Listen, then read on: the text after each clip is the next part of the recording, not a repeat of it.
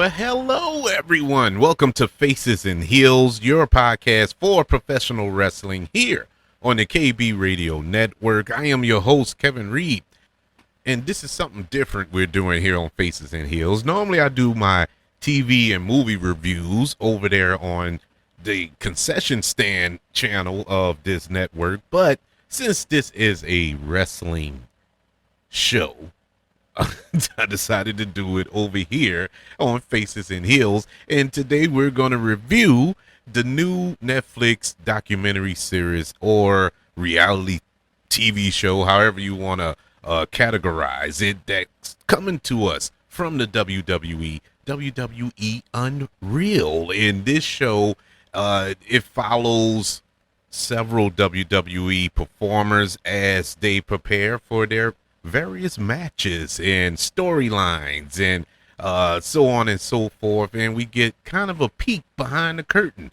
of the WWE.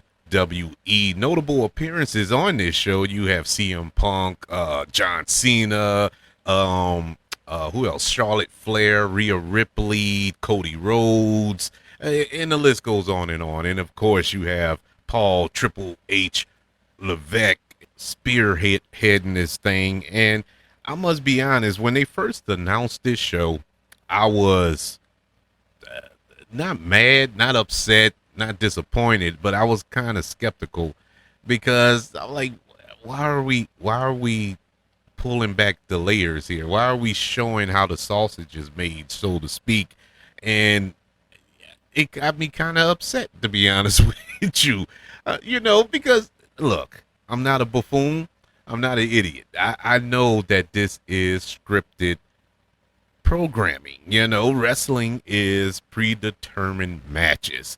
We know, well, we don't know, but they know the outcome of all the matches going into the event. And, it's all good. But I still lived on the fact that this is still a sport at the end of the day, because those performers are going between the ropes and they have to perform.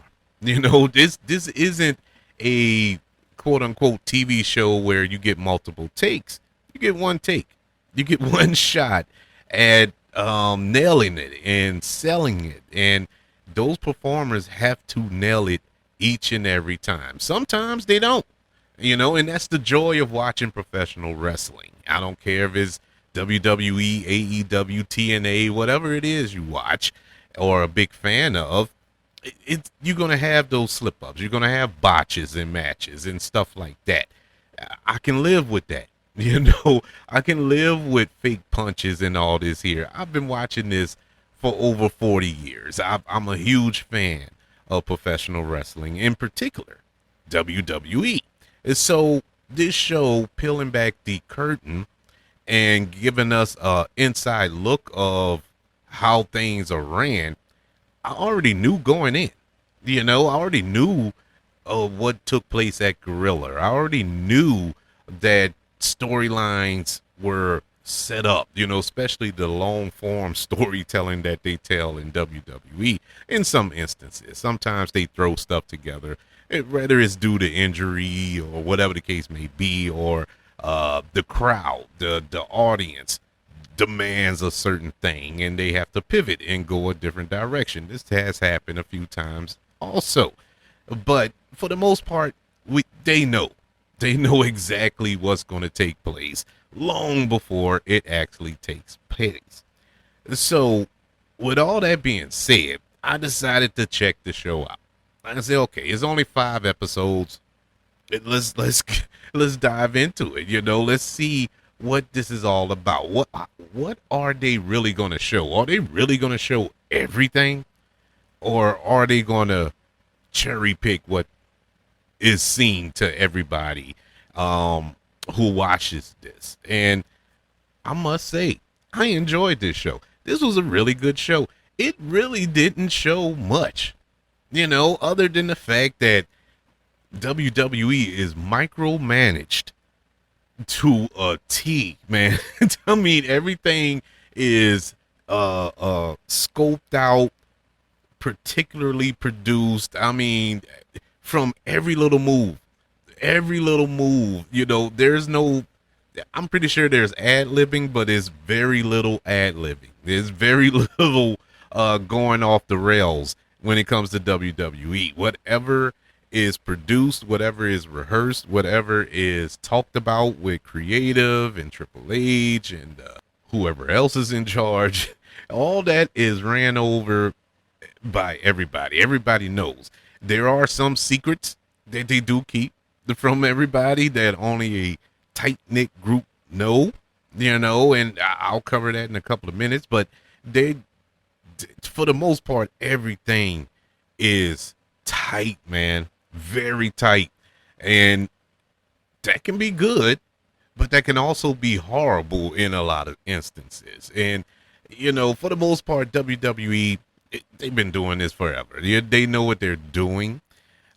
Even when things kind of go off the rails, they know how to reel it back. And we got to see that as well.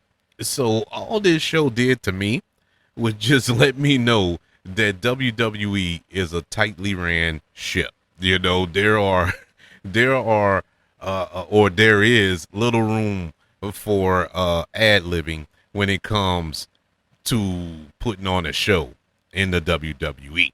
But there was 5 episodes. The first episode was entitled New Era, and that episode pretty much laid out the Raw premiere on Netflix, leading up to it, and the matches that took place, the promos that were happening on the show. I mean, everything that you would imagine when WWE puts on a big show, that's pretty much all they showed, and they wanted that Netflix premiere to be similar to a PLE. They wanted to be similar to a pay-per-view or even a WrestleMania in their eyes. But I could tell you, watching that premiere on Netflix, it was far from that. But it was a good, decent show.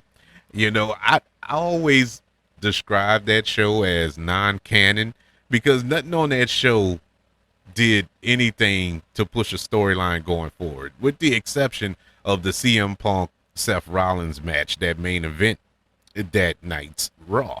But everything else was kind of non-canon to me, and I just took it to whereas it didn't count. But it was still a decent show, but it was good to watch that process and how they put that show together.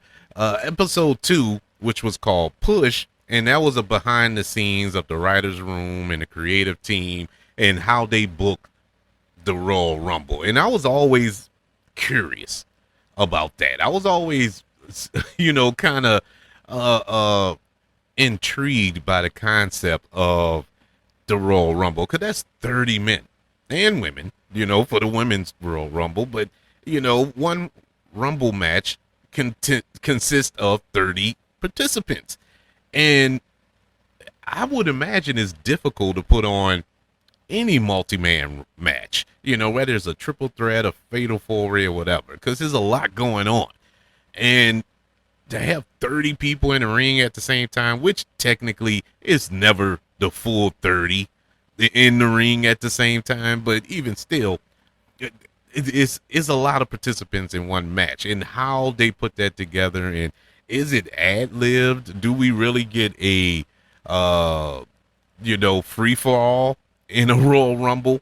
And until we get to the end, they just know that the final 4 is going to be these 4, and the rest are just free-for-all battles or whatever. But no, no, from 1 to 30, and every elimination is perfectly calculated. The eliminations and who eliminates them and who's going to be in the final 4 or whatever the case may be. All that is carefully planned out in the Royal Rumble.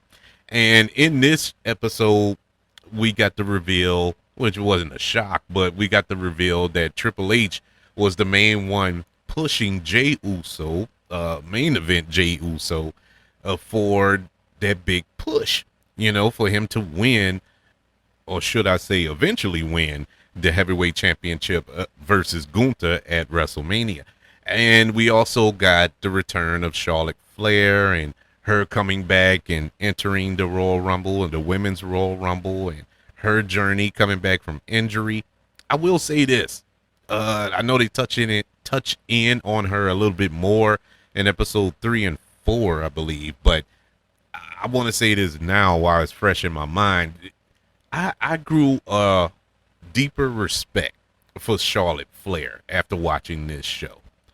I always looked at Charlotte Flair as somebody, and like I said, this can all be scripted as well. You know, it can all be bull crap because we didn't really get to see any dirt, you know, from behind the scenes. That's my other knock about the show. We didn't see any arguments or disagreements or shenanigans going on. And we know anybody who has a job knows that you're gonna have shenanigans at some point, but there was none on this show, which is crazy with all that testosterone that is floating around backstage. But whatever. But Charlotte Flair, from what she showed here, was a very relatable person. I guess that's the best way I can put it, because I always looked at her as, I know she has the queen persona. She's the daughter of Ric Flair, and you know, I always looked at her as somebody who will pull the Hogan card. You know, that's not going to work for me, brother.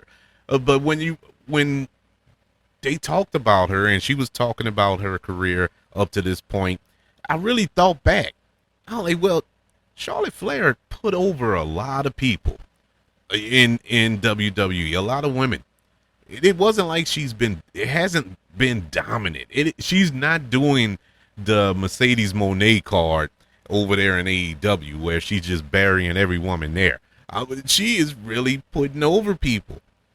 And she acknowledges that, and she really leans into that. You know, she wants to help these women get over because somebody helped her in the past. And I like, man, I can respect that because she did it. She did it at WrestleMania with Tiffany Stratton. And I thought that was cool, even though there was clear beef. Clear beef between those two. But they worked together and they did it professionally. But in any event, yeah, I got to give a shout out to Charlotte Flair. But this was also a decent episode. We move on to episode 3, which was entitled Worth the Wait. And this was a behind the scenes showing Bianca Belair, Chelsea Green, once again, Charlotte Flair, as they deal with injuries and returning during the lead up to WrestleMania. And this was more of a female centric episode here, as you could tell. And I super enjoyed this because I enjoy the women more in WWE than I do the men. The women put it on. And as a matter of fact, Triple H says that on this show. I don't know if it was Bruce Pritchard or somebody he was talking to. No. It was Hurricane Helms he was talking to. And he was telling him about, man, the women kills it. I don't know if it was this episode or episode whichever one, but he tells them that he like the women always give it their all and they always put on a killer show. Actually, I think it was the last episode, and he's right. You know, the women always go out like they got something to prove, and they really don't. I think they've proved it up to this point, but every single time they get a stage, they get an opportunity to show that they belong, they do it. And man, this episode, we got a deeper look into Bianca Belair and how she came up and, you know, how she prepares for matches and, you know, the hair whip. They put emphasis on her braid that she used as a weapon in the ring. And Chelsea Green, she got a lot of shine here in this episode, which was awesome because I'm a huge Chelsea Green fan. Because Chelsea Green can wrestle. I know that WWE uses her as a comic relief, as more of a comedic performer, and she does that well as well, but she can go. If you look at her old, like I remember seeing her on what was that, on the El Rey network, that Lucha Underground. I saw her on Lucha Underground, and she was a beast, man. I was like, man, why are they not using her like that here? you know, but we got to see her journey to become the first women's United States champion, and the heartbreak of her not performing at Survivor Series, which took place in her hometown, and and all this other good stuff. It was now this was probably the best episode to me because we really dove into some real stuff here. It was some real, I'm not going to say discourse or anger or anything, but it was real. This felt real. This episode felt super real to me. We got more with Charlotte Flair and everything like that. So this was my favorite episode out of the 5, episode 3. And that's not to say that the other ones weren't good. All of them were good. I actually sat down just to watch a couple of episodes a couple of nights ago. I said, okay, I'll watch a couple tonight and I'll finish it off tomorrow. I end up sitting there and watching all five episodes. I ain't go to bed till 2:00 to watch. I couldn't stop. I could not stop watching until I got to the end. Thank God it was only 5 episodes, or I would have been in trouble. But episode 4, which was entitled Heel Turn, and that showed the behind the scenes look of the second best heel turn in professional wrestling history with John Cena. The first being Hulk Hogan's heel turn at Bash at the Beach in WCW. What year that was? 99, 98, somewhere up in there. But anywho's, yeah, this was interesting too, because depending on the reports you read, leading up to this or immediately after this was a last minute thing that they decided to pivot and turn John Cena. They wanted to turn Cody, but we find out here that this always been in the works. Well, not always. It was kind of last minute, but it wasn't last minute. It was like a month or 2 before when they made this decision, and everybody was on board. And we got The Rock in this episode, Dwayne Johnson, and there's been a lot of stuff said about him. How he wasn't really on board with coming to the Elimination Chamber and doing this angle with Cody selling the soul and blah, blah, blah, blah.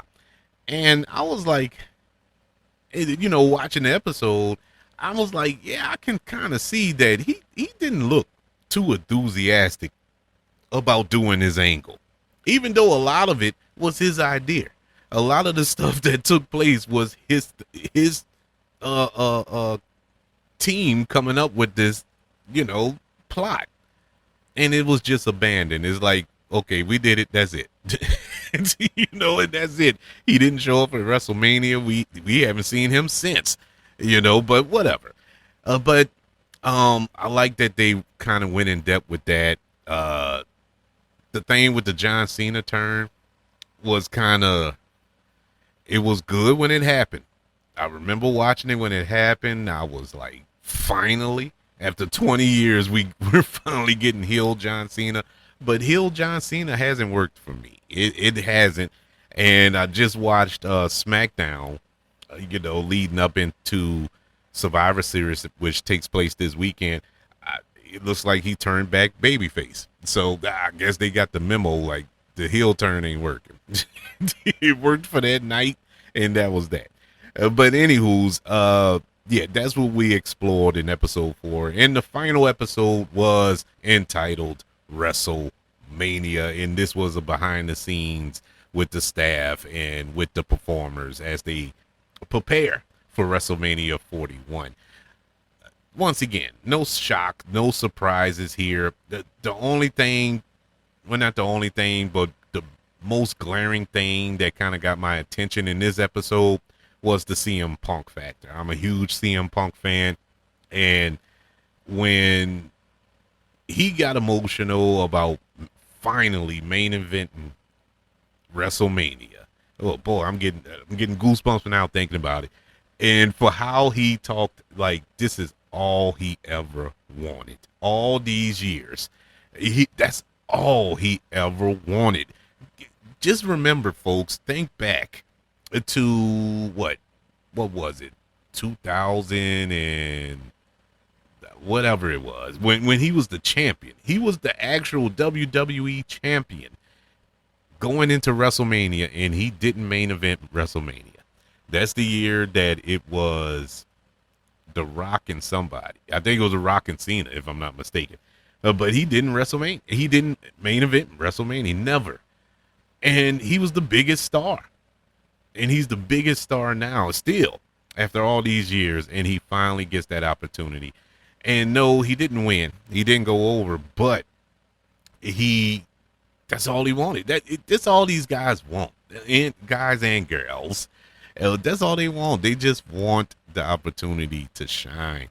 And it was also a good moment to see when they were in the writers' room and Triple H was talking to the writers and he was asking who should go over and this, that, and the third. And his choice was CM Punk. And if you know the history, which they touched in on, I think in episode 1, Triple H and CM Punk, how his first run, his being CM Punk, they didn't like each other. This is epic. This isn't breaking news. They didn't break the news on this show. Everybody knows that this was a thing. They couldn't stand each other. It was like, I don't know. I think they both were just stubborn. But now that they're older and more mature, they're able to work together. And for them to come to terms to the degree where they can actually work together and have a good working relationship, I would go as far to say great working relationship, is a testament to how you grow. And they grown as human beings, and it was fun to see that. It was really fun and emotional, man, and emotional. For Triple H to pull him to the side before he went out, and tell him that you've always been a main eventer. You know, you're CM Punk. And for CM Punk, in the most CM Punk way, say, yeah, I know. Yeah, I know. But it means everything to me that you know that. And man, I'm telling you, it was almost Niagara Falls up in here, man. I was like, oh, bro, that touched me. That touched me deep there. But WrestleMania 41, it was a decent WrestleMania. I think the highlight of that show was the triple threat match between Bianca Belair, Rhea Ripley, and Io Sky. That was the best match of WrestleMania, and they really singled in on that on this show. They knew that. There was no other match that could match that match. And so it was cool to see how those women prepared for that. And it was also interesting to see that Rhea Ripley, no matter how over she is, no matter how big of a star she is, and she's probably the biggest star in WWE, that's male or female, but she still questions herself. You know, and it's like, wow, you do? You do? She is phenomenal. And to hear that, and for Triple H to encourage her, like, look, you see what you did out there? I mean, you are phenomenal. You are phenomenal. Just go have fun. And it's just a different tone now under Triple H. And I think this was the purpose of this show, to display the tone that this isn't Vince McMahon's WWE no longer. You know, this is Triple H's WWE. And it's not perfect by no stretch of the imagination. It's not perfect. I'm still, I don't know, man. They make me mad a lot. Not as much as when Vince was in charge, but Triple H still pisses me off a lot. He really does. I don't know. Like now with not WrestleMania, but SummerSlam coming up, I am not hyped up for SummerSlam, and this is the 2 nights. This is the first time it's going to be a 2-night SummerSlam and I am not excited at all. Because it was the build to this has been lame. The build to WrestleMania was lame, and all of the other PLEs. It's like he doesn't know how to build excitement. He knows how to build the stars. The matches are good. It isn't AEW levels boring and bad, but it's like y'all can do better than this. I know y'all can because you've done it. You've done it in the past and not too far ago. Just last year's WrestleMania 40 was epic. The lead up to that was epic. The storytelling was epic. The feud between CM Punk and Drew McIntyre was epic. That lasted for months. It's I don't know, man. It just lately it just feels lazy. It feels like, okay, let's have CM Punk fight Gunther for the title, and that's that. That was the bill. It's only been 2 weeks, and they're gonna fight at SummerSlam. It's like it just feels lazy. But when you watch this show and you see how meticulous they are, how much effort they put into all of these shows, even on Raw, like, where did this go? And that's what makes you question: is all of this scripted? Is this real? And I know there's some fakeness to it, but it's real for the most part. But they need to get better. They do need to get better. Still a fan, still gonna watch, but I'm tired of being mad. I'm tired of getting mad at these shows. But as far as WWE Unreal, which is on Netflix, I highly recommend it. I'm not going to give it a grade because it's a documentary. How do you grade a documentary? But it is a really good show. If you're a WWE fan, if you're a wrestling fan, period, I think you should check it out. It isn't a how the sausage is made all the way. We don't go step by step all the way through it. You get steps, but they don't go in depth. There's a lot of stuff that they really left out.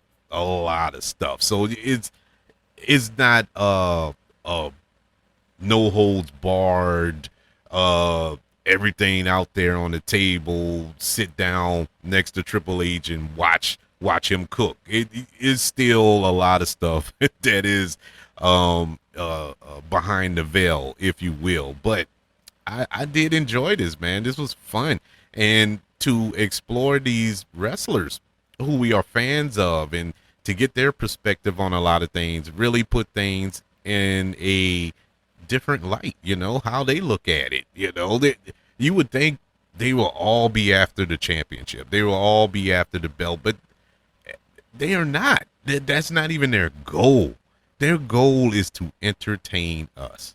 That's it. They just want to entertain us. And I my hats go off to them, and I highly recommend this show. They don't need to do any more of these. I hope this was a one and done thing. There's no need to go back to this well anymore. But that's just my humble opinion. Did you check out WWE Unreal, and what did you think of it? Or are you staying away from it because you don't want to see behind the curtain of WWE? I would love to know your thoughts. Email the show, kbradiopodcast@gmail.com. You can also search for the show on all social media platforms. Just search for the KB Radio Network. Also, don't forget about YouTube.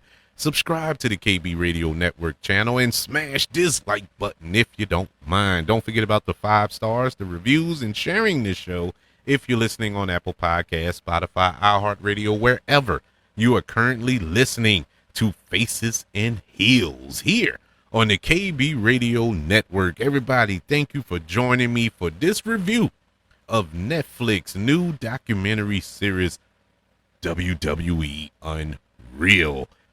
I'll be back this weekend as I recap and react to the first ever 2-night SummerSlam this weekend. So my weekend is jam-packed and I'm here for it. Hopefully we'll get something exciting coming out of this SummerSlam, but we'll see this weekend. I'll check with y'all then. Y'all be cool. Peace.